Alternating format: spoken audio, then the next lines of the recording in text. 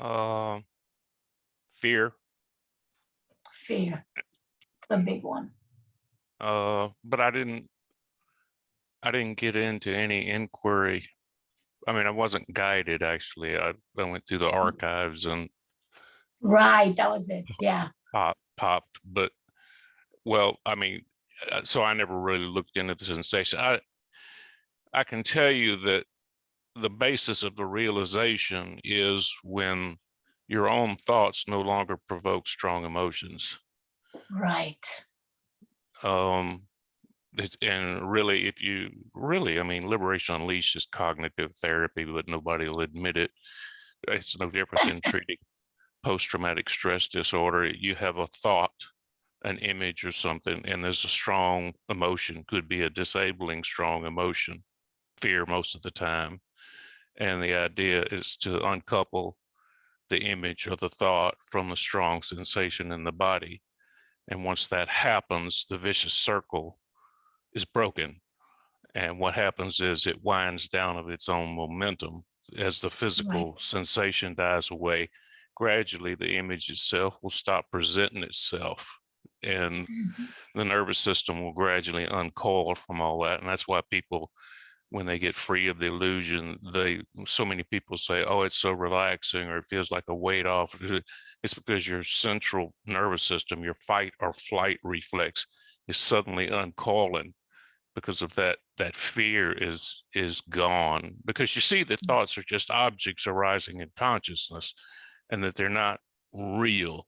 And once that emotional content, that emotional connection to every stupid thought comes up, drops away, your nervous system can just kind of relax back into a more natural state, which is what certainly happened for me. It's like a profound relaxation when it happened. And most people report that. So Right.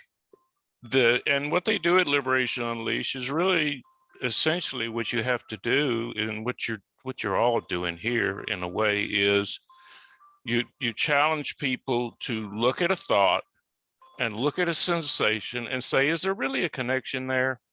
I mean, really? I mean, you got this feeling in your, okay, you got fear. What's fear? Okay, well, it's tightening in the stomach, it's a tightening in the chest, and it's sweaty palms and all this. You know, if you take away the sweaty palms, is it still fear? If you take away the contraction in the stomach, is it still fear? If you take away the tightness in the chest, is it still fear? What is saying it's a fear? Why does the fact that you put the label fear on it make it anything more than just sensations in the body? So the belief in the story of me, you know, I'm a big believer in the awareness teachings as a starting point. When I get shouted down on that, it seems to be more unpopular these days because there's this myth about the awareness trap, which I think is nonsense. And people are in love with the Fetters model lately, which it's good for what it's good for, but you know, the awareness teaching's been working for several thousand years, and I stick with what I know. And if you look at what you think you are, okay, forget about the body-mind complex. That's a survival machine. It does what it does. And all this fear of death, if you see through the illusion of Seth, is nonsense. I mean, you don't run your heart now. What are you going to do if you see through the illusion of self? You're going to stop your heart? I don't think so. So put the body-mind complex aside. Just look at what is yourself. If you consider yourself a subject in experience, that's where the fear comes from, because you're afraid without the subject, the experience isn't there. If you look at the self as a construction, as an object in experience, then that fear can drop away. Because if you look at your story, your complicated story, and the older you are, the more complicated your story, it's a series of sticky notes that have been stuck to awareness, the background of awareness. And if I start picking off each one of those sticky notes, oh, you're a good mother, you're a good cook, you're a good this, you're not so good at that. If I just sat here, Diana, and just started peeling the sticky notes off of you, you know, at what point would you die? You know, if you weren't a good cook, if I took that away, would you die? No. Okay, well, suppose I take away that you're a good mother. Would you die? No. You existed just fine before you had any stories. When you were a Right. simple little kid rolling around, and your world, your whole conceptual world was mommy and daddy. Your world was two objects. And then you added the dog. Your world was three objects. The whole world is conceptual labels. And you, Diana, are a bunch of conceptual labels. You're an object. The character Diana is an object in experience, just like every other object, just like whatever it is in the kitchen or on the shelf behind you, more objects. So if you look at the character, the creation, the sum total of everything that society has created on me and the sum total of everything I think from my experiences, it's all written upon the background of awareness or knowing awareness, I call it. That's going to be there. It's always been there. It'll always be there. So if you see through your story as just another object that was placed on this, something that's always been here, then you can kind of let go of the fear, because you were there before those objects were placed on you. If I sit there and take all those objects away from you, you have any reason to believe you won't be there still? You I follow guess me? at that point, yeah, I do. I'm getting everything you say. I guess then if you take it right down, then it would be like fear of loss of the body. So like if any of us have found out tomorrow, okay, we've all been told we have 1 month to live. You're gonna die. It's probably gonna be painful. Let's say I'm just coming up with a scenario. You know what I mean? It's gonna be over. At that point, I think there will be a level of fear for most people. I don't know, maybe some of you guys have zero fear of death. So then it's the fear of the loss of whatever the life consciousness is through this like body right now. Like we each have one, like just like, life's living through my dog, they're sleeping. He Yes, doesn't but know if he can. you're talking about something different. You're talking Yeah, about I know. I somebody just kind of who's, led to it because it made me well, think. somebody has told you this physical organism you're going to buy it. What I'm talking about is the fear of people that say, if I see through the illusion of self, I might die or I might Yeah, lose no, my no, no. mind. I'm with you. Because I think I just the have that physical fear body loss. is not the physical body. Consider it the hardware. The software has been planted into you. And when I'm speaking to the death Mm-hmm. of the software, that's not the causative of the death of the body. Now I had the fear, well, if I see through the illusion of self and I lose my mind, I'll be roaming around digging in trash cans and pushing a shopping cart around and picking up cans and all that kind of, and Yeah, that's a common fear. But if you accept the fact intellectually that there is no real self running things from the beginning, things are running fine without the existence of a self. Once you see through it, things are going to run just fine anyway. I mean, yes. I I don't never have that noticed fear. anything. Yeah, no, and I get that, and I see how people are.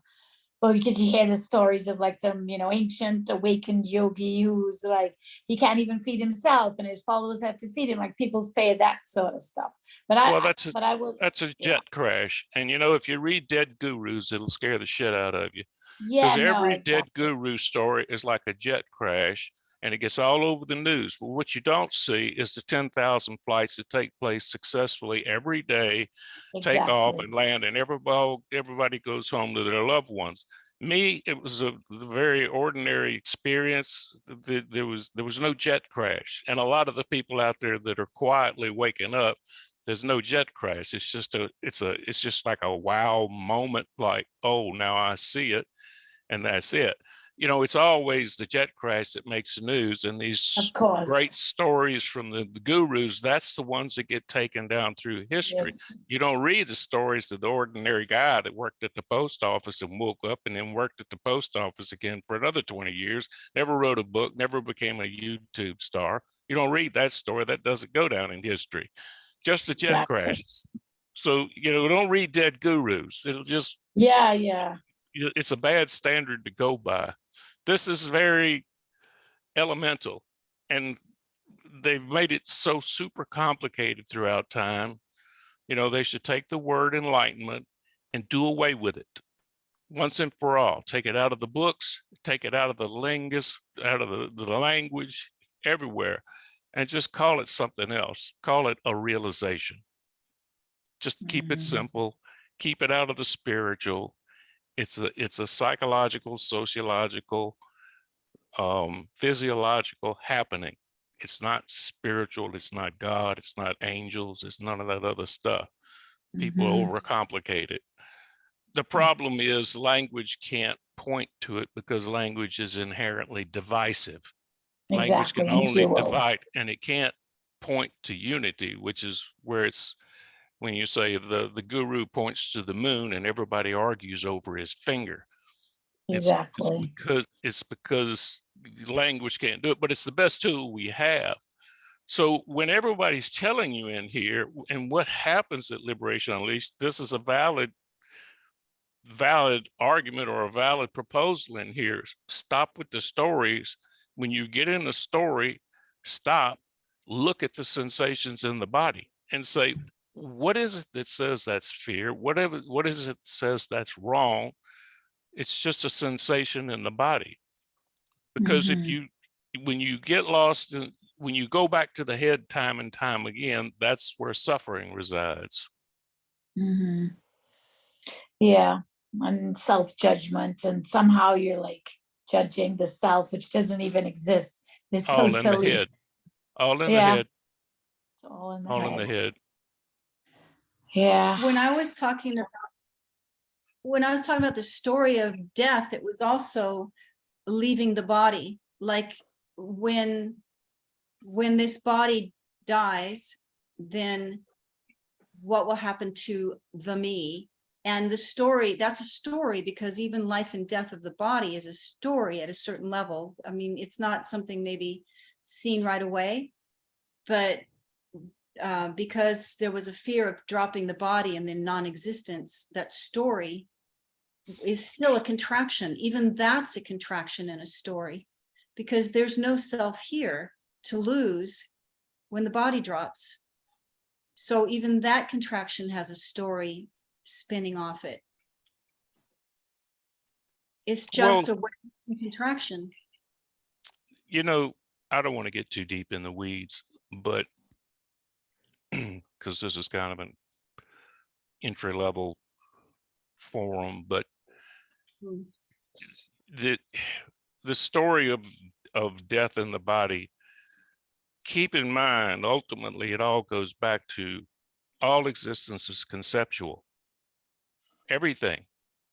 What existence was there before you were taught what existence was? In other words, you have a story that you were born and you were crawling around on the floor. At some point in time, this story of you appeared in the world and all the labels and all of that. And a story of you're going to be born and you're going to die. And you look in the mirror and you say, well, I'm getting older. There's no evidence that any of that is necessarily true. And because you can say, and physicists will tell you that time doesn't actually exist, there's nothing to say that everything that exists is only existing right now. And there's just one huge story of right now. You don't know that anything else will ever happen. And this is conjecture, stories. This is just going too deep, probably. But the stories that are created are fear-based, and that's all survival of the body. Everything is fear-based stories. So, you know, you need to stay in the good crowd in school. You don't want to get marginalized, or you'll get into drugs and alcohol and everything else. You're just taught fear all the way. You're taught stories, fearful stories for survival of the organism, which 90% of that isn't necessary for survival of the organism. So you've got all this fear programming going on that's really not that necessary anymore. And that's why I say when you disconnect the thoughts from the sensations, then the thoughts about the stories about death and every other fearful story stops churning up all that emotional turmoil, stops turning on your fight or flight nervous system, and you can relax for once in your life if you live in Western society. You know, what we're doing here, this isn't a problem. You know, they don't have forums like this in some of the less developed countries. You know, these people out in the jungle and stuff, they don't have esoteric conversations about the self, and you know, they don't even I know know. what the they wouldn't know what the hell we're talking about, because nobody's ever created that illusion in them. So Mhm. it's largely a societal creation. The self is a societal creation. And Yes. once you accept the fact that the self, as you think it is, this what I call the action figure in a biography, once you get Yes. over the fact that it's an object in consciousness and not the true subject, which is that which knows of everything, a lot of that fear can drop away. Mhm. So That you the don't think idea there's of the any, subject is very, very dear to people. yeah, but then you're talking about like the awareness and consciousness, which does kind of always has resonated with me. But, and I know where you were going when you said, like, people say, you know, it's a trap, whatever, but then you can almost see how if all the time you do identify with pure existence, consciousness, awareness, whatever it is, which is what has been there since, well, forever, then do you see that there's a danger to becoming identified with awareness itself? Awareness, the awareness trap, it can be two things as I perceive it. One is someone that's so intellectually steeped in all of this that they've Yeah. got an intellectual realization that the self character isn't real. And so they identify as, I can only be awareness. If the self is unreal, then I must only be the background of awareness. That's an intellectual trap, and I can understand that.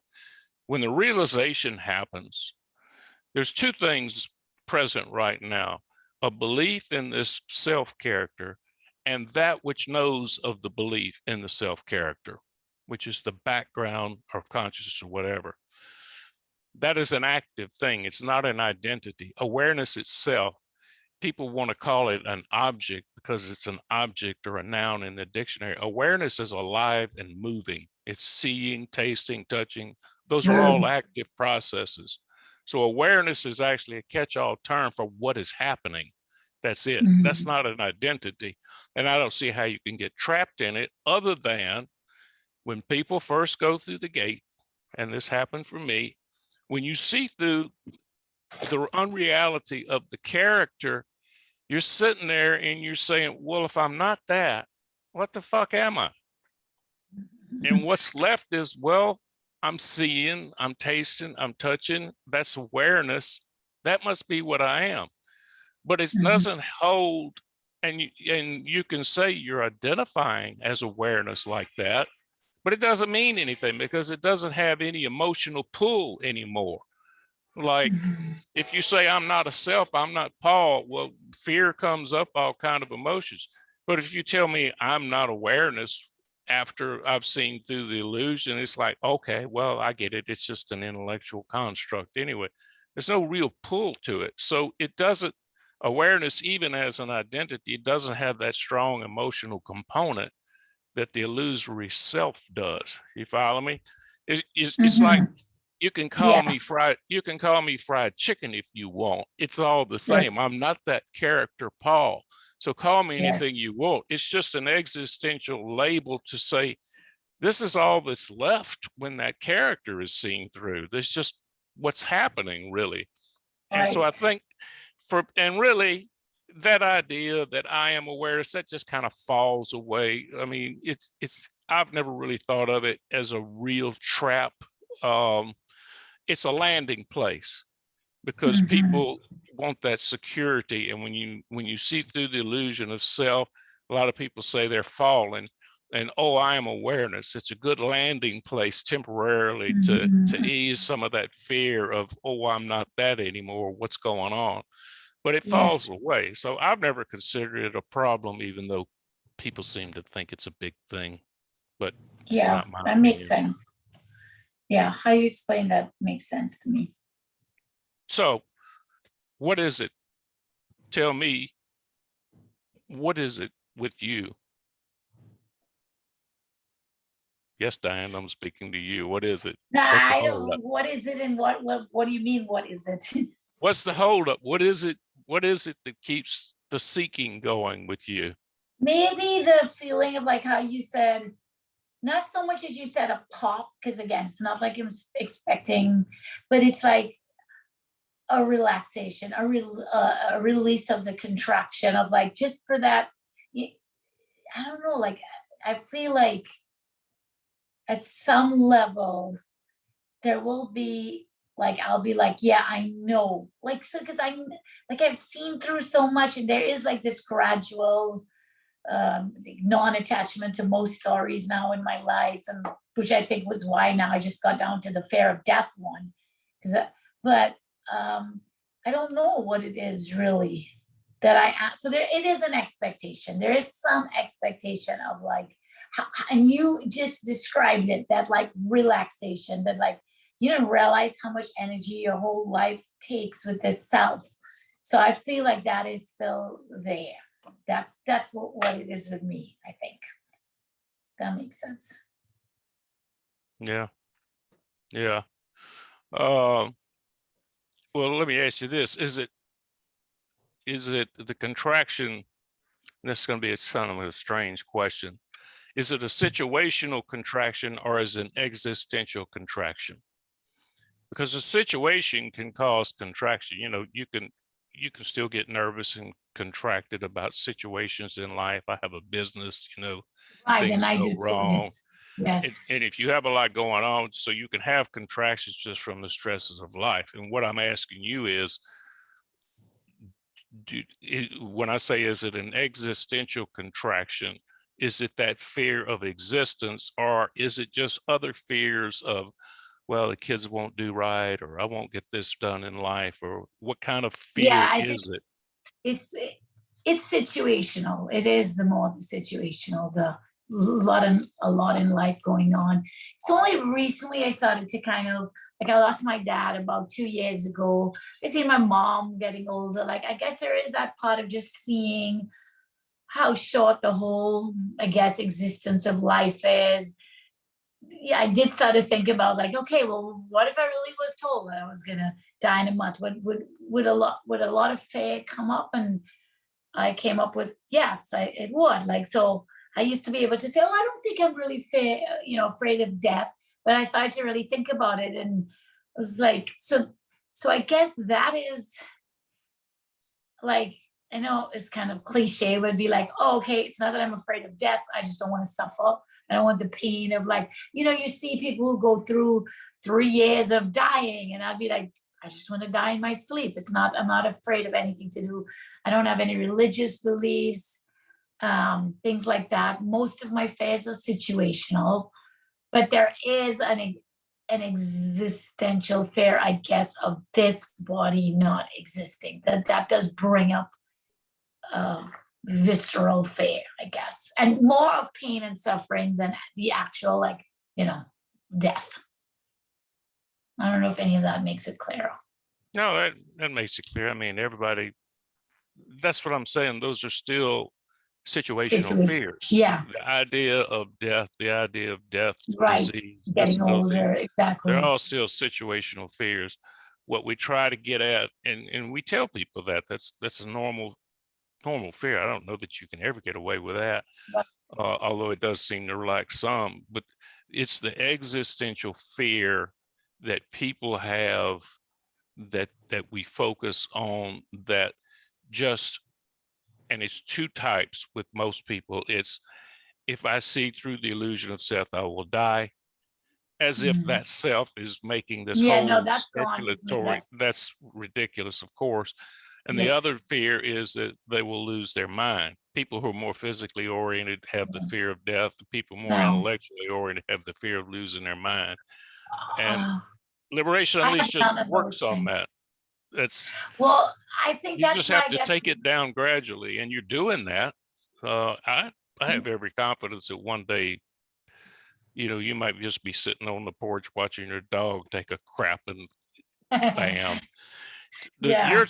Your type with the defense mechanisms, you're the type that it hits when you're not in inquiry. Just like, I don't think this is going to wake you up in this group, but you may Right. be going, you may go sit out back and 3 days from now be drinking a Coke on the porch and a bird song wakes you up, because the Yeah. defense mechanisms are what you are most of the time. When that Mhm. defense rises up against, oh, I am a self, that is the self. Those strong Right. emotional feelings of I am a self, it's not the thought that's the self, it's those strong emotional feelings, the fears and stuff, the emotions that come up when that's challenged, that becomes the self.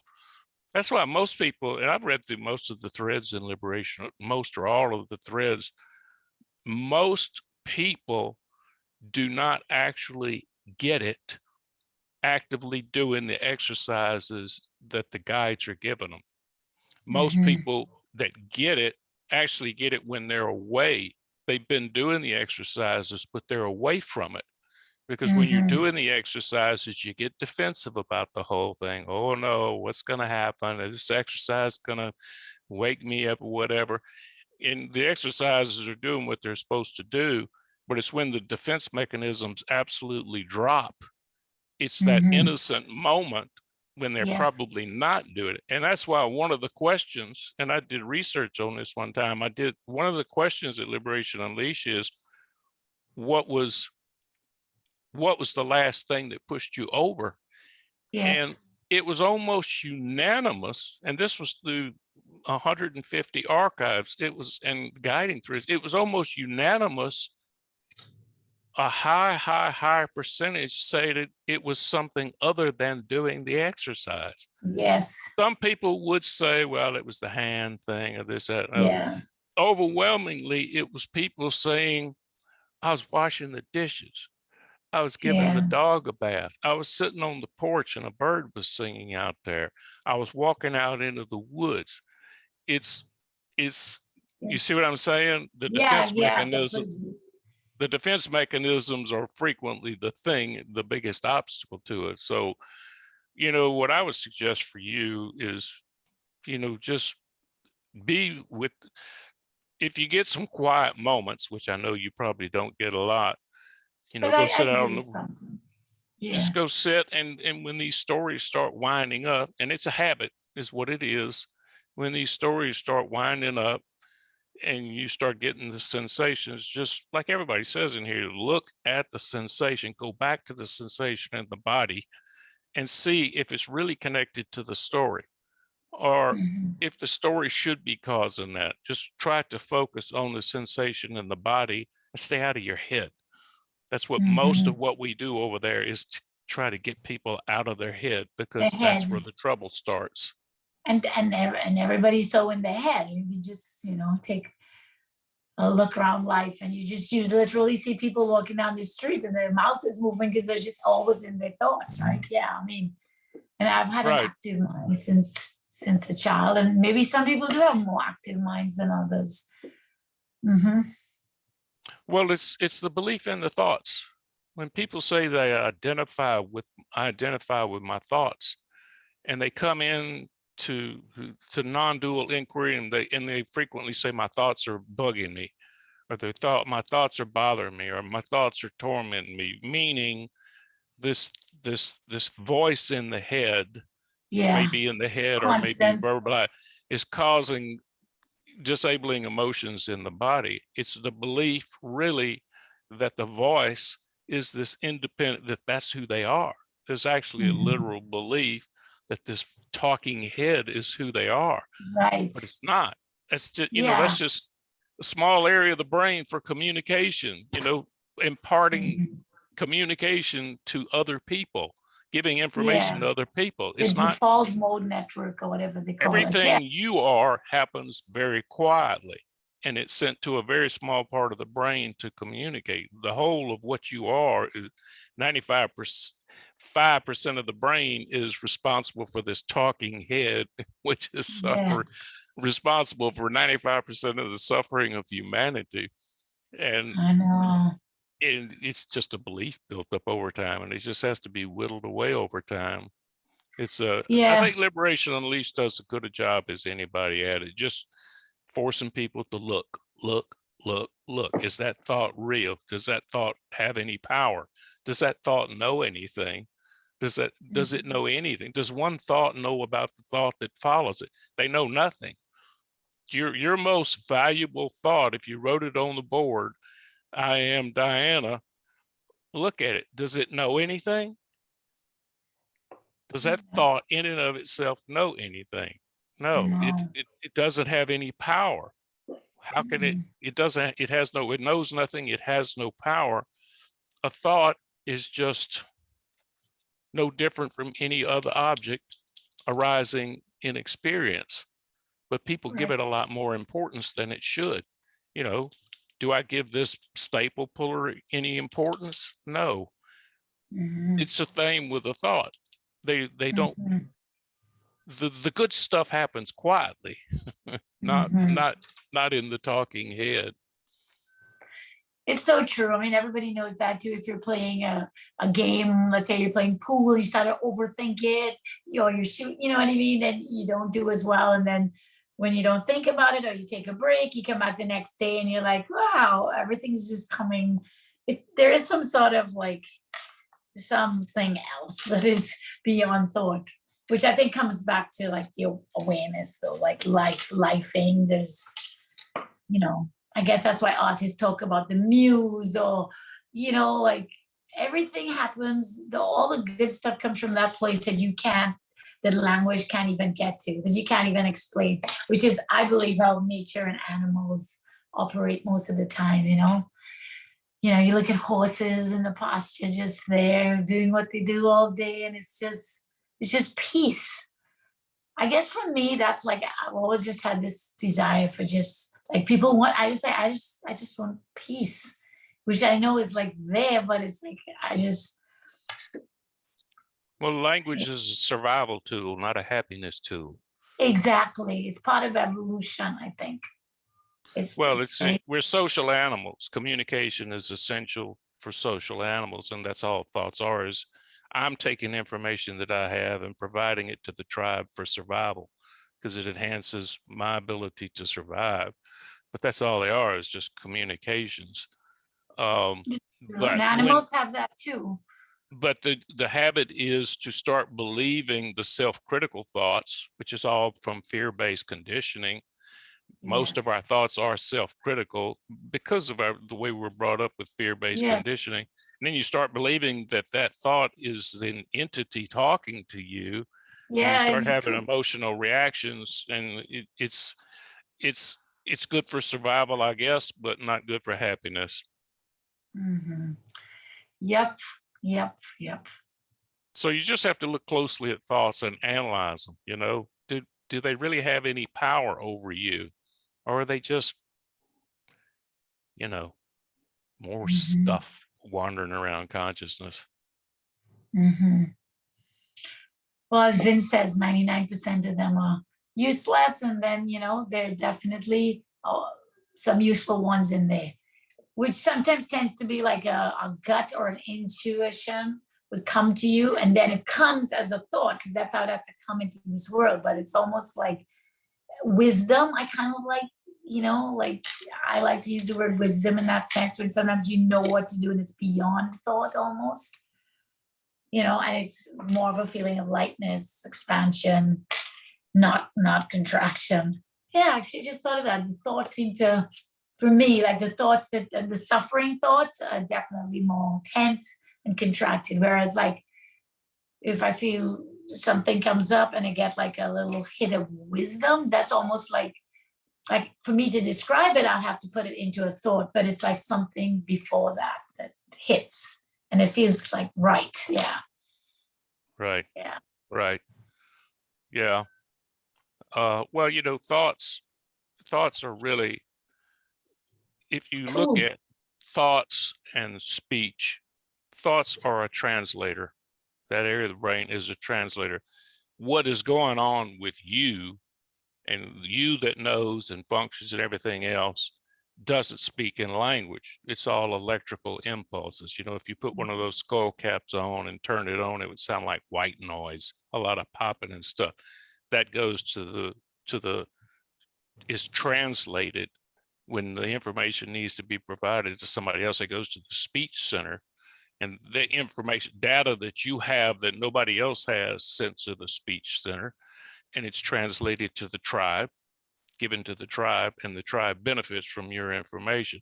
That's all thought is. It's just a communication tool. But when you start vesting it, the voice, whether it's silently in your head or whether you're speaking, when people start vesting the voice with agency, or that's who I am, I'm identified with that, that's where the suffering starts. Yes.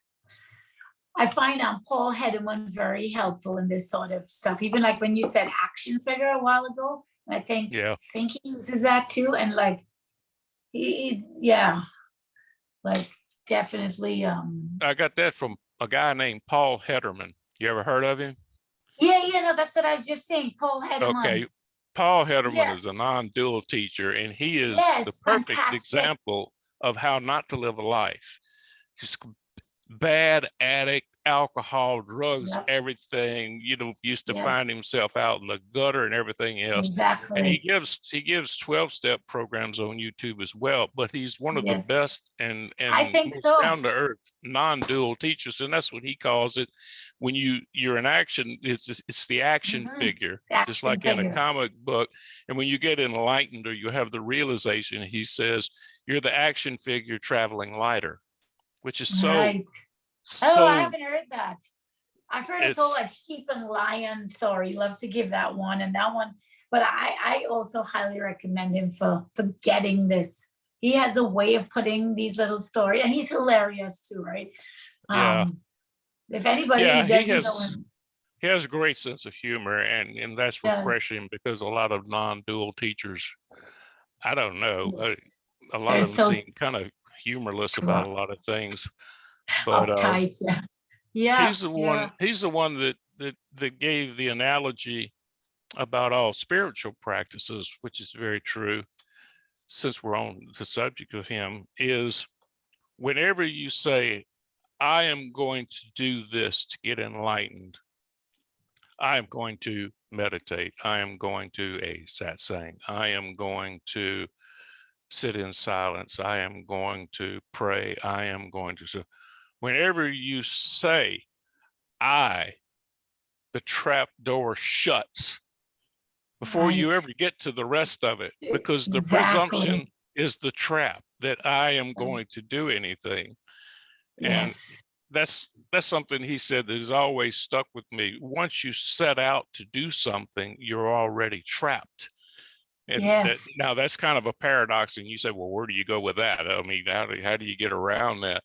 But it just makes you look at the fact that I am going to meditate. Well, am I really going to meditate, or is there just going to be a sitting down and some practice is going to be taking place wherein there's a meditative word or breath is watched or something like that? It's just, he continually points back to the fact that anytime you assume the subject, you're trapped already. So go back, try to get in front of it, is what he always says, which I've always found was kind of useful analogy. Am I doing this, or is it just happening? Am I beating my heart, or is it just happening? Am I breathing, or is it just happening? Is experience happening? Am I controlling experience, or is it just happening? Am I in control? When you open your eyes in the morning, life is coming at you fast and furious. You're reacting. You're never really acting. You're reacting to life. So, the illusion of control falls away just as easily when you see you're just trying to keep up. This independent act of will, the independent act of will is just keeping up with life, because life says you keep up with me or you don't. And so that survival imperative is what drives you every day. So, there's a lot to look at, but you keep looking back at the presumption of subject every time it comes up. The presumptions, but just ask yourself, does this activity need a me? Really? Does eating need a me? Does eating the chicken sandwich need a me? Or is it just going to the refrigerator, a sandwich is picked out and eating takes place? You know, when you really start looking, you see that this idea of I or me is really unnecessary, really, really unnecessary in just about every instance. It's the little common everyday examples. And that's the way a lot of people wake up. It's the simplest things. They'll be doing something and they'll just say, well, I just realized, you know, there was no me washing the dishes, no me watching the dog on the porch. So, you know, you just have to kind of relax and keep looking, but relax, and sometimes you just kind of let it sit with you. Yeah, it's all very helpful. It's the part that whenever the part that feels helpless or some worry about the future, I guess that is just right there is me. It's that part that's, you know, the lifing at that. It's just, the fears are the thoughts that are not real. But because, you know, sometimes life presents you with challenges, you like, and you want to figure it out or you really believe it, but it really is no different, for just like you don't need a meat eater sandwich. And most of the times, even the big stuff in life, after you realize, well, it wasn't the little me that figured it out anyway. Somehow it got figured out. Right. It gets figured out. And what you call the little me is simply the translator announcing it. Exactly. The thoughts are not figuring out anything. I am Paul. I am Paul. That thought knows nothing. Yeah. I am Paul. I am going for a walk. I am Paul knows nothing. I am going for a walk knows nothing. I am Paul. I am Paul knows nothing of the thought I am going for a walk. Now you hear that and you say, well, Paul is thinking, but that's an announcement. The thinking is going on here. Exactly. The thoughts are not figuring out the sequence of events. I am Paul did not decide, the announcement I am Paul did not decide to go for a walk. Right. That was an announcement. And then there was another announcement. There was an announcement that I am Paul, and another announcement that I'm going for a walk, and another announcement that I'm going to go to the post office. But none of those thoughts knew of the existence of any of the others. Thoughts know nothing. You have to keep that in mind, because, and that's why Vince and all them, we keep saying thoughts are such nonsense, they're such nonsense. And what we're trying to portray is that thoughts really don't know anything. They don't know shit. They know nothing. But you'd be surprised how many people you say kind of thought think, and people will say, yeah. You know, like, what? Where did you get that? You know, what book did you read which was wrong? So, once you accept the fact that thoughts know nothing, it can kind of start sinking in that, well, that's not really thinking. And that's another mistake. You know, if I say I am Paul quietly in my mind, and that's a thought, I'm thinking I am Paul. That's what they say. If I say I am Paul, I am speaking. The truth is, when I am Paul appears inside the head, it's just speaking without externalizing it. It's not thinking. You see what I'm saying? The announcement comes inside the head, whether you verbalize it or not, it's still just an announcement. So when people say, oh, because I'm not speaking out loud, I'm actually thinking this. The thoughts are, it's not thinking. Thinking happens quietly. Decisions happen quietly. Data comes in, it's put up against a known database of facts. Signals are sent to the motor skills of the body and reaction takes place. And if something has come in that needs to be given to the rest of the tribe, it's sent to the speech center and that information is shared. But everything you are is quiet. It doesn't speak. Yeah, that feels right. Because we're wired for language, and language is by its nature dual. So, but it is hard to, I've tried to just do like a simple task, like, you know, making a cup of tea, and it's almost impossible not to notice that like narration that will take place. Like to try to do it without any language, I think to me it's impossible as humans. Well, maybe there's some people that can do that, but it's just That's interesting to it's see. a habit, and it's like it. And I've noticed that internal monologue or dialogue tends to die down. That's what I was And going to it's ask because you. the emotional content that's tied in, and this is what I'm getting at, the narrator of experience, the talking Diane, that talking brings up all kinds of emotional reactions. As you detach the thoughts from the emotional reactions, the thought circle tends to diminish because it's not stimulating that emotional reaction that feels normal.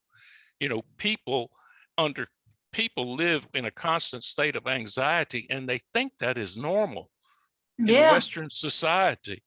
And is it any wonder that drug addiction, alcohol addiction, sex addiction, every other type of addiction, exactly. people are they don't know what's wrong with them. They tell the Mhm. doctor, I don't know what's wrong. It's just like an itch I can't scratch. Well, you're in a constant state of stress, and but everybody's like that. So it's Yes. taken as normal, but you're Hormone. not normal. You're in a state of stress all the time. So But when you you said finally detach. So see how through do you thought, detach? huh? So let's just say take it something silly and you're like doing something in the kitchen and you drop something in your foot. So your voice might just go, oh, like that was dumb, Dan, or whatever, like something really silly like that. So you notice it happen, like how Vince would say you notice, but you said before, like you would detach the thought from the emotion. And is that getting back to like what Jenny was saying earlier then? So that you're seeing the thought pattern. Okay, how does it feel? Like how do you, because that is a lot of it where the thoughts are just all combobulated with the feelings and the emotions, and it's You hard look sometimes. constantly and look at thought and see at the emptiness of thought. Because when you look at this voice, this thought as being you, when you say I'm identified with my thoughts, people are actually identifying in a way with the voice, that it's like an agent, and like it's actually thinking, No, but which is say you're not. past that. You're not identifying with it, but you're noticing that it's there. Like I think I'm not. I don't believe that voice is like a real self, but it's still like it still talks a lot. Let's say, right? It announces, as you said. Right. So, and there would be like feelings in there. So emptiness of thought. That I don't know. I don't know if I can always get to that, noticing that the thoughts are empty. So it is like at first a constant vigilance, if you want to get to this. Well, look Or at it it might like no two thoughts are connected. No two thoughts know anything of each other. No thought knows anything. It doesn't know of any other thought. And the fact that when you talk, it all makes sense and everything doesn't mean the thoughts are knowing of each other and formulating anything. Those are just announcements. The thinking is quiet. Thoughts, that's why I say thoughts, each individual thought, if you put the thought, I am Diana, up on a chalkboard or on a whiteboard and look at it, what qualities does it actually possess? Does it have any knowledge? No. Does it have the power to do anything? No. It's empty. It doesn't really have any power to do anything. So if you keep looking at thoughts as being ultimately empty, then it stops that emotional churning. It's Mhm. just a process of cognitive therapy, really, where the feelings decouple from the thoughts. That's actually what's going on. Is you're curing humanity of something of a delusion. Mhm. A mass delusion. A survival tool that has an inherent cost is the way I look at it. Right. The survival is the benefit. Seems to be the inherent flaw in the whole thing. Mhm. Oh, that's my picture of it anyway. Yeah, no, I resonate with a lot of well, pretty much everything you said. Well, I talk from a background of psychology, and some knowledge of neurology and physiology, And from a physical scientific point of view. Now, if you just want to stay with the Buddhist philosophy and Advaita Vedanta and all that, where they don't get into all that, a lot of people like that because they think of this as a spiritual journey. And if I say it's really not a spiritual journey, they get offended or something. You know, Right. it's been a spiritual. I was on a spiritual journey for 35 years, and then I saw that it wasn't, and it was kind of a jolt. But you know, it doesn't.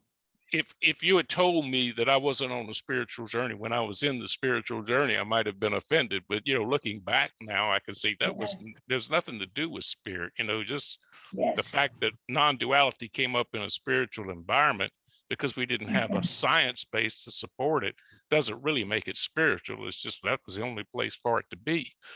You know, if you went around the village if you went around the village talking about no self, they sent you out to live with the priest. You know, hey, y'all do something with him. We can't handle him here. He's talking crazy. So, you know, and that takes the mystery out of it because it's not spiritual. It's just you were programmed psychologically, sociologically, and this is kind of an undoing of what's been created, which is a useful survival tool, but a bad happiness tool. But the So it is basis an of it, unlearning.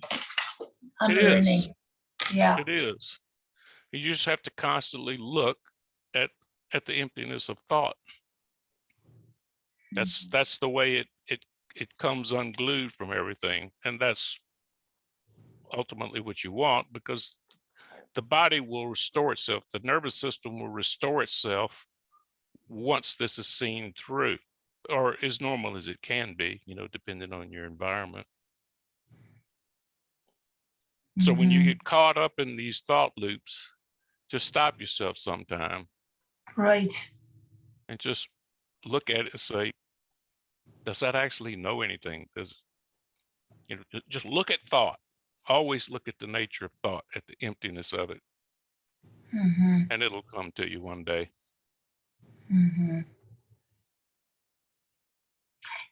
It's definitely an unfolding for some people, like, you know, gradual, like the wheel takes a while to stop spinning. And I think that's kind of how it has been for me. But Well, you're lucky. And I'll tell you why. All of y'all are so lucky. When I say it was 35 years for me, I started when I was in my 20s, and there was no Eastern influence anywhere. Just my journey for most of the time was getting books from an occult bookstore in New York City. Eastern religions were considered the occult. And so my whole journey was just like a slow roll up until really about the last year, when a lot of this non-dual content became available on the internet. Because even back in 2012, when I really started rolling with this, there were only like 5 or 6 non-dual providers on the internet. Some YouTube, Adyashanti was up there, Tony Parsons was up there, Byron Katie had some stuff out. There was a place called Conscious TV, a couple of other content providers, and then it just kind of rolled out. With what is available to people nowadays, there's no reason that this thing can't turn into a wave in no time at all. I mean, just me and Vince, I mean, you know, Vince told you he was on the path a long time. It's a slow grind is what we went through. I mean, I see kids over at Liberation Unleashed, you know, going through this process, and they've got all this stuff available to them and waking up in a fairly short period of time. So it's the time for it to happen. The resources are there. I'm just amazed at the resources that are available to people these days that weren't. I was asking Chat GPT to tell me some non-dual stuff. I said, give me like a non-dual bedtime story. And it literally wrote the most beautiful thing out. It was like pretty much everything that Paul's been talking about, and it put it in a little story about a little boy. So it's like, imagine that's where we are, where we can literally ask, you know, our computers through artificial intelligence to tell us about non-duality. Yeah, well, I wouldn't I wouldn't fool with the artificial intelligence. First of all, what you have up here still exceeds anything they have on Oh, yeah, computers. yeah, no. Why But would my you point is argue? just the availability of, like, as you said, like what young people have today. So you do see a lot of people in their 20s waking up. I mean, nobody I know in physical person. I don't know if you guys find, like, I don't have a lot of people in my life I can talk to about any of this stuff. It's only online around where I live. I mean, maybe some of the people are awake, who knows, right? I guess nobody There's really knows. some young people. Mostly it's most people that come to this come as a result of suffering. Yes, of course. And generally the longer you suffered, the more you're compelled to come into the non-dual inquiry. I mean, and really there are a lot of people that come to non-dual inquiry who just have really just straight up psychological problems that would be handled just as well with a therapist. And they're really, and we see them over at the forum sometimes. I've had a couple of them, and Mhm. the bar for them for enlightenment is relief of suffering from Yes. chronic depression or something like that. And they're not going to get that. I'll stay with them as long as as they want to stay there. But non-duality, it's its own thing, and it's not the field of psychology, even though people approach it with a lot of that. And I think your better non-dual teachers will say, well, that's really kind of a psychological issue. It's not really a non-dual question. If you tell me uh, I have a problem with my mother, a psychologist will go into your relationship with your mother. I'm going to say, what is it that thinks or says Exactly. that you have a mother? You see, it's not the Mhm. same Yeah. inquiry. Therapy seems to get into a lot of stories. I always feel like people, they're in therapy for whatever, decades. And it's like, you probably get some benefit from it, but you're just going into stories of why things happened and blah, blah, blah. I feel like if there were some non-dual therapists, it could probably do a lot of good. There are. Yeah. Well, yeah, they're out there. I knew one What? years ago. I don't know Well, what happened to him, Dr. Gregory, and he had a very successful practice. Um, his idea was you're trying to repair a self that doesn't exist. Why not just show that there is no self? Now, exactly. there are limitations to that approach because trauma in the body has to be dealt with. Just saying, True. well, there is no self that has this trauma. It's got to be Yes. dealt with. But his approach was first look at what is having the problem and then look at the trauma itself. And over the course of a while, I think he turned it into a very successful practice. But his problem is that's outside of the standard of care in the United States. That's not the Right. way you approach Yes. psychological or psychiatric problems, and he can get sued for an approach like that. So you're not going to Right. find many non-dual practicing psychiatrists or psychologists because of the standard of care in the United States. They're not allowed to take that approach of no self. Now Probably you'll see most that. countries too. I I think would they're think most a Western little countries. less strict over in Europe, and you probably see more of it over there. But you won't see much of it you won't find one down the street from you in the United States. No. Holland seems to have a lot of non-dual teachers. I don't know if it's in therapy, but they definitely seem to have some thinkers in Holland that they really get this, you know. Therapists. But no, I don't know if they're therapists. No, I just noticed like A lot of no, people just in maybe Holland. teachers. I didn't get what you said. A lot of people in Holland get this. Yeah, like I feel like not necessarily. I don't know if they're in therapy. I just feel like general, like I don't know if the general population, but I have noticed that there's been a lot of speakers, non-dual speakers and such that seem to have been from Holland. There is actually a very strong presence of non-duality over in the Netherlands, and I know Yeah, that for that's a what I'm. fact. I talked to a psychologist who's from where is she from? I think she's from Holland. She was a practicing psychologist, and we were talking about some theory one time online, and she said that there were several very prominent non-dual writers over there, but none of them are published in English. She said they're Right. really, they woke her up. They weren't English speaking or anything else, and the work hasn't even been translated into English. So Right. this movement is taking place all over the place. Yeah.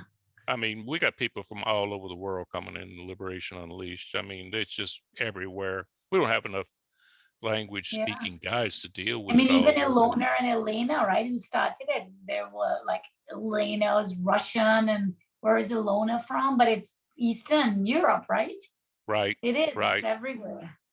right, right. Well, even It's if you go back into like Christian mysticism, like I did a couple courses back when I was in university, and years ago in Canada, but like people like Meister Eckhart, and they were kind of like saying the same thing as a lot of these non-dual teachers.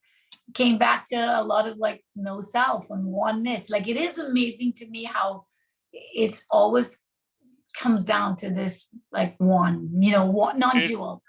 it all points to the same thing. And the reason I Yes. say I came up through when I went through Christian mysticism was when I started my journey. And it's somewhere I discovered the Eastern religions. But when I say the Eastern religion, I mean the Hindu religion, because I actually Mhm. started looking at the Hindu masters and came up from that side, not the theory of Hinduism or the religious Yeah, portion, yeah, but yeah. the The actual. gurus. I really didn't even know much about Buddhism until after I had the realization. But when I go back now and look at the titles of some of the books I still have, whether it was a guru that came up in the Hindu shamanism, I've looked at all the Shamanism world too. religions, they're all pointing to the same thing, Yep. which is the non-dual experience, which is Yes. what we're all Yeah. talking about here, is seeing that the cause of suffering is the belief in this illusory self. So they're Yes. all once again, everybody, all the gurus point to the moon, but everybody wants to argue about their finger, Yep. which is Yep. the best What do they say? analogy I've Many, ever heard. many wells, one river. Your well might look totally different to my well, but it's the same water source ultimately. Yeah. Yeah.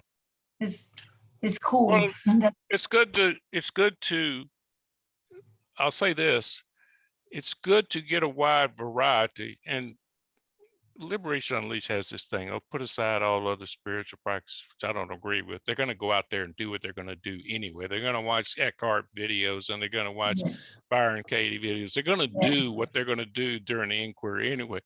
But I find when I wander around sometimes and listen to different non-dual teachers, I think it's very valuable. And if you find one that you particularly resonate with, that's the one you need to pay attention to, because there is some value. They all point at it differently, but there's Yes. always some. I still get insights wandering around, listening to some of these non-dual teachers, and I'll be like, wow, that's an interesting way of looking at it, and we're all Right. looking at the same thing and pointing to Yeah. it, but there's so many different conversational styles and analogous styles and using different Mhm. metaphors. If you find somebody that you really resonate with, that's the one you need to pay attention to and concentrate on, because that message goes in past Exactly. a lot of the defense mechanisms and gets in there where it needs to be, where it really stirs things up and dismantles things. Do you have a Mhm. favorite? Do you have a favorite online guru that you watch? I think Paul Hedeman. He's the one that gets, I guess, what he says the most. Yeah. There's a couple, but Paul Hedeman for sure. Yeah, I really like him. Really And like some him. of, yeah, I really like him too. Have any of you guys, do you know of him, Paul Hedeman? Anybody else know him? Yeah. No. And he came from that whole like addiction, as you say, Yeah, he does AA. 12-step YouTube videos. Yeah, He has exactly. and if you ever hear him tell the story of his life, it's like he's the poster Mhm. child for how not to live a life. I know. It's incredible what he's come back from. Exactly. And He's very lovable. Something yeah, about him. Yeah. yeah. Well, he's so relaxed about it because, you know, he gets it so clearly that relaxation comes, and when that relaxation comes, you see what a fucking joke you were. Yes. What you thought you were, this character that was so serious about everything. Even now, when I look back at how serious I was about myself, sometimes I Yeah. still laugh and say, how could I take that so seriously? I mean, you know, that's not what life is about. And that's, you can see that in him. He's just got that relaxation from, okay, I'm going to give this message.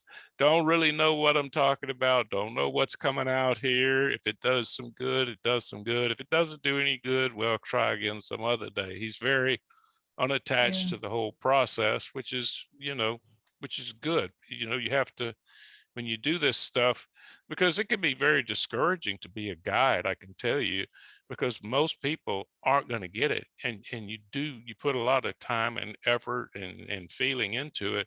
And most people just aren't ready for it, and they don't get it. So it can be kind of discouraging in a Yeah. way, not so much with me, but I've seen other guys that just walked away from it, just get so discouraged from it, you know, maybe invest in it too personally. But Yeah. you know, when you see a lot of laughter from a guru like that, you know, he doesn't take it too seriously, and Exactly. you know, he's in a good place. That's why he just cracks up sometimes and he just can't stop himself laughing. And it's so genuine. Yeah. Yeah. Well, I really like admire he I really like realizes that a volunteering. lot of it is just nonsense, you know.